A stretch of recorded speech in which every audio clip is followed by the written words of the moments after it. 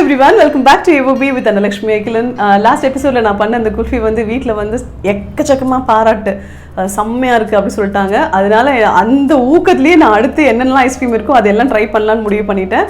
So இன்றைக்கி நம்ம பண்ண போகிறது ஒரு பேசிக்கான ஒரு ஐஸ்கிரீம் பண்ண போகிறோம். வெனிலா ஐஸ்கிரீம், அதுவும் வீட்டில் இருக்க இன்க்ரீடியன்ட் வச்சு நம்ம பண்ணலாம். ரொம்ப சிம்பிள் தான், ஆனால் வெயிட்டிங் டைம் தான் கொஞ்சம் எக்கச்சக்கம். 8 hours வெயிட் பண்ணியே ஆகணும். இதுக்கு நடுவில் ஒரு ரீஒர்க் ஒன்று இருக்குது. இனிமேல் ஒரு 3 hours கழித்து மறுபடியும் அதை ரீமிக்ஸ் பண்ண வேண்டிய ஒரு ஒர்க் இருக்குது. அது ரெண்டும் பண்ணிட்டோன்னா அட்டகாசமான வெனிலா ஐஸ்கிரீம் ரெடி ஆகிடும். இந்த ஐஸ்கிரீம் நீங்கள் இந்த பேசிக் வெனிலா ஐஸ்கிரீம் வந்து நீங்கள் கஸ்டர்ட்க்கோ இல்லை வேறு ஏதாவது ஒரு புடிங் பண்ணுறதுக்கோ இல்லை நார்மலாக கேரட் ஹல்வா, பீட்ரூட் ஹல்வா அதெல்லாம் பண்ணிவிட்டு மேலே ஒரு ஸ்கூப் இது வச்சு சாப்பிட்டா செம்மையாக இருக்கும். ஃபலூடா அதுக்கெல்லாம் சூப்பர் காம்பினேஷன் இந்த பேசிக் வெனிலா ஐஸ்கிரீம். அது எப்படி பண்ணலான்னு பார்க்கலாம் வாங்க.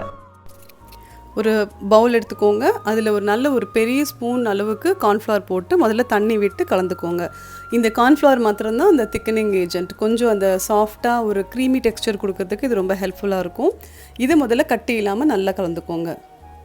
இதுக்கப்புறமா ஒரு 2 பெரிய ஸ்பூன் அளவுக்கு நான் இப்போது பவுடர்டு சுகர் சேர்க்குறேன்.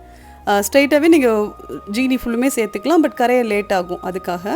அப்புறம் ஒரு 4 ஸ்பூன் வந்து பால் பவுடர் சேர்த்துக்கிறேன். நான் பிரிட்டானியாவோட மில்க் பவுடர் எடுத்துருக்கேன். இதில் கொஞ்சம் சுகர் இருக்கிறதுனால நான் சுகர் கம்மியாக சேர்த்துக்கிறேன். கொஞ்சம் உங்களுக்கு ஜாஸ்தி தேவைப்படும்னா நீங்கள் ஜாஸ்தியும் சேர்த்துக்கலாம். இது எல்லாம் சேர்ந்து நல்லா கலந்து வச்சுக்கோங்க.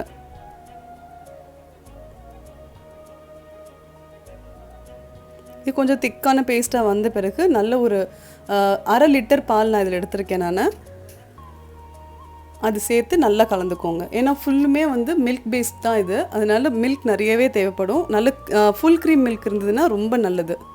இந்த மிக்சரில் மறந்துடாமல் வெனிலா எசன்ஸ் சேர்த்துக்கோங்க. எனக்கிட்ட சிந்தட்டிக் வெனிலா எசன்ஸ் தான் இருந்தது, அதனால சேர்த்துருக்கேன். நீங்கள் நேச்சுரல் வெனிலா அந்த எசன்ஸ் வந்து ஒரு மாதிரி ப்ரௌனிஷாக கிடைக்கும். அது கிடச்சுன்னா ரொம்ப நல்லாயிருக்கும். அது வாங்கினா அதையும் கூட நீங்கள் யூஸ் பண்ணிக்கலாம். இந்த மிக்சருமே உங்களுக்கு ஒரு 10 minutes ரெடி ஆகிடும். கொஞ்சம் சீக்கிரமாக கட்டி தட்டிடும், அதனால் கைவிடாத கொஞ்சம் கிளறிட்டே இருங்க. சீக்கிரமாகவே நல்ல ஒரு மாதிரி சேர்ந்த மாதிரி இந்த கரண்டியில் ஒட்டிட்டு வரும் இல்லையா, அந்த ஸ்டேஜ் வரவுமே ஆஃப் பண்ணி நல்லா ஆற வச்சுருங்க. நல்லா ஆறின பிறகு நல்ல ஒரு ஏர்டைட் கண்டெய்னரில் வந்து மாற்றிக்கோங்க. நீங்கள் முடிஞ்சதுன்னா ஒரு தடவை நீங்கள் ஃபில்ட்ரு பண்ணி கூட மாற்றிக்கோங்க. ஏன்னா சின்னதாக கட்டி கட்டியாக இருக்கிறது என்ன ஆகும்னா ஒரு மாதிரி கிறிஸ்டலைஸ்ட் ஆன மாதிரி இருக்கும். ஐஸ்கிரீம் வந்து ஒரு மாதிரி நரன்னு ஆகிடும். அதனால் நீங்கள் அதை வடிகட்டிட்டு சேர்த்திங்கன்னா ரொம்ப விசேஷம். இதை நான் உள்ளே வச்சு ஒரு 3 hours கழித்து மறுபடியும் எடுக்கிறேன். ஏன்னா இப்போ தான் ரீமிக்ஸ் கொடுக்கணும். இந்த ரீமிக்ஸ் வந்து நீங்கள் உங்கள்கிட்ட பிளெண்டர் இருந்ததுன்னா பிளெண்டரில் பண்ணுங்கள், இல்லைன்னா டேரெக்டாக நீங்கள் மிக்சிலேயே போட்டு பண்ணுங்கள், அதுவுமே ரொம்ப நல்லா வரும்.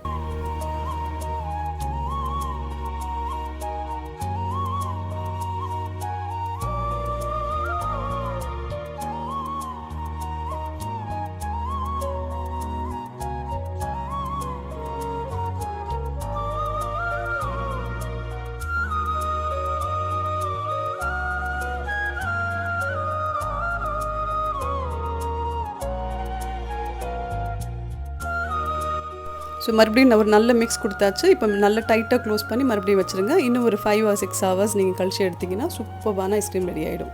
ஸோ இப்போ நம்மளோட வெனிலா ஐஸ்கிரீம் ரெடி ஆகிடுச்சு. இதை நம்ம சர்வ் பண்ண வேண்டியது தான். எப்படி இருக்குது அப்படின்னு பார்க்கலாம். ஸோ இது ஏர்டைட் லிட் போட்டதுனால இதுலேருந்து தண்ணி வந்து இதில் எக்ஸ்ட்ராவாக வடிஞ்சு எக்ஸ்ட்ரா தண்ணி எதுவுமே வரல, அப்படியே இதுவாக இருக்குது.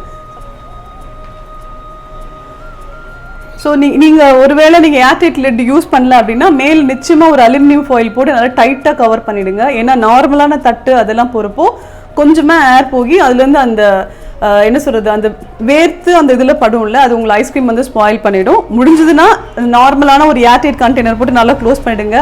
ஏர்டைட் கண்டெய்னர் இல்லை, பவுலில் தான் நிறைய மிக்ஸ் பண்ணுறது கன்வீனியண்ட்டாக இருக்குதுன்னு பவுலில் வச்சுருந்தீங்கன்னா நிச்சயமாக ஒரு அலுமினியம் ரேப்பர் போட்டு நல்லா டைட்டாக கவர் பண்ணிவிடுங்க. ஸோ தட் அந்த தண்ணி அந்த ஏர் கான்டாக்ட் இல்லாத இருக்கிறதுனால அந்த தண்ணி வந்து அதில் வடியாது. ஸோ இப்போ நம்ம சர்வ் பண்ண வேண்டியதான். சாதாரண கரண்டி தான், ஐஸ்கிரீம் ஸ்கூப்பெல்லாம் யூஸ் பண்ணவே இல்லை. தண்ணியில் நல்லா டிப் பண்ணி எடுத்துக்கோங்க.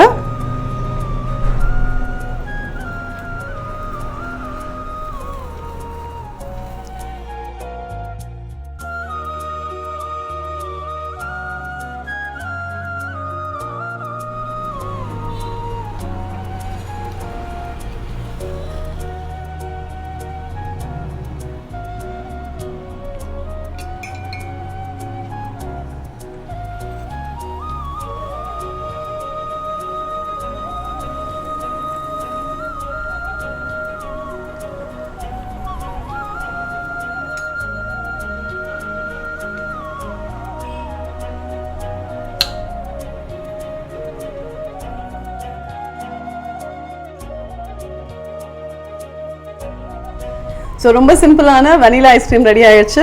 இதில் உங்களோட இஷ்டத்துக்கு நீங்கள் சுகர் ஆட் பண்ணிக்கலாம், அது உங்களோட சாய்ஸ். உங்களுக்கு செகண்ட் டைம் நீங்கள் விப் பண்ணுவீங்கல்ல, அப்போ கூட சுகர் பத்தலைன்னா கூட நீங்கள் சுகர் பவுடர் ஆட் பண்ணிக்கலாம். ரொம்ப நல்லாவே இருக்கும். நிச்சயமாக ட்ரை பண்ணிவிட்டு எப்படி இருக்குன்றது சொல்லுங்கள். இதில் நீங்கள் டாப்பிங்காக நீங்கள் ஐஸ்கிரீம் மேலே நீங்கள் sugar syrup, chocolate syrup use பண்ணலாம், செரிஸ் யூஸ் பண்ணலாம், ட்ரை நட்ஸ் யூஸ் பண்ணலாம், நிறைய டூட்டி ஃப்ரூட்டி யூஸ் பண்ணலாம். இது உங்களோட க்ரியேட்டிவிட்டி தான். ஸோ இன்றைக்கி நாங்கள் வந்து சாக்லேட் சிரப் போட்டு நாங்கள் டேஸ்ட் பண்ண போகிறோம். நீங்களும் ட்ரை பண்ணிவிட்டு கமெண்ட்டில் எனக்கு கமெண்ட் பண்ணுங்கள் எப்படி இருந்தது, ட்ரை பண்ணீங்களான்னு சொல்லிட்டு.